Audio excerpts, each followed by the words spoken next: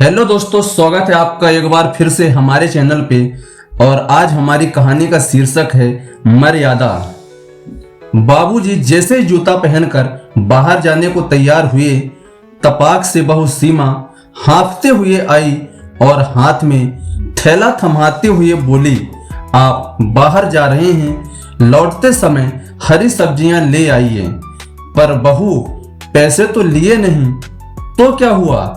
उनके हाथ में 500 का नोट पकड़ाती हुई सीमा बोली, ठीक है बहू, आते समय ले आऊंगा।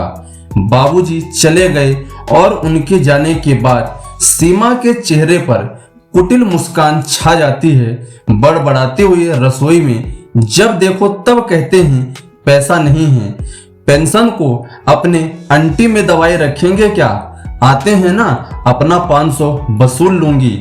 बुढ़ाऊ के कंजूसी मक्खी चूसी का तोड़ है मेरे पास। बेचारे बाबूजी जाते हैं और हाँफते हाँफते थैला भर कर सब्जी ले आते हैं और डाइनिंग टेबल पर रखते हुए आवाज देकर चाय मांगते हैं। और थोड़ी देर के बाद सीमा चाय रख जाती है। चाय को देखकर बाबूजी की आंखें नम हो जाती हैं। चाय में दूध का नामो निशान नहीं था, छरछर पानी दिख रहा था। बाबूजी चाय को वहीं बास बेसिन में उड़ेल देते हैं। सीमा ऐसे अनेक चालबाजी अपने पिता समान ससुर के साथ खेलती रहती है। इसे यह भान नहीं था कि आखिर कब तक किसी की आत्मा को चोट पहुंचाया जा सकता है। बेटा को कुछ पता नहीं कि उसके पिता को दुख दे रही है उसकी पत्नी। घर का किराया बाबूजी ही देते थे, बिजली का बिल और दूध का पैसा भी वही भरते थे, और जब भी कुछ जरूरी खर्च आन पड़ता उसकी भी पूर्ति वही करते थे। इसके बावजूद सीमा को ससुर का खाना पीना खटकता रहता था। बाबूजी साल भर का राशन पानी, चावल दाल आटा खरीदते। बेटा विजय जानता है कि उसके पिता के लिए अनाज का भरा होना आवश्यक है, इसलिए बाबूजी भंडार गृह के बड़े कनस्तर में अनाज रखवाया करते। उनका कहना था कि घर में अनाज भरा पूरा रहना चाहिए, इससे माँ लक्ष्मी का वास होता है और परिवार फलता फूलता है। उनके लिए घर गृहस्थी के असल मायने अन्न का भरपूर होना था। कहते थे कि माँ के गर्भ में शिशु का भरण पोषण अन्न से ही होता है। सुबह नाश्ता करते समय विजय देखता है कि बाबूजी के थाली में छेना नहीं है।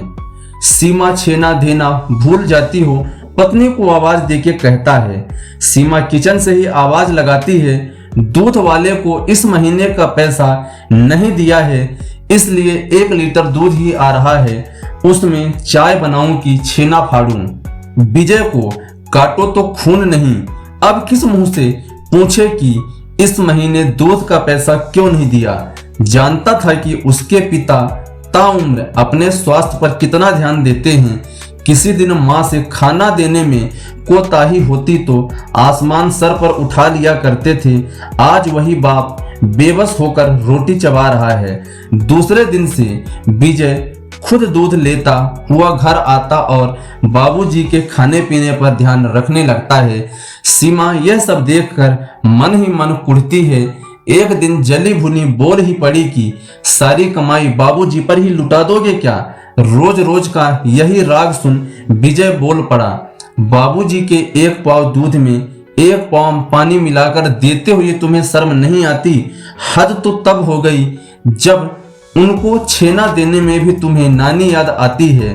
तुम्हारा तिरिया चरित्र की उम्र ढल चुकी है, जो तुमने किया है ना उसका हिसाब किताब होगा। बाबूजी ने मुझे सब बता दिया है कि तुम कितनी अव्यवहारिक व अमर्यादित हो।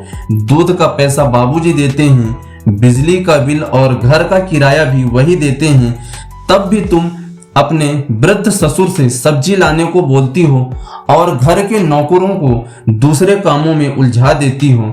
80 साल के पिता समान ससुर से काम कराते हुए तुम्हें तनिक भी शर्म नहीं आती क्या?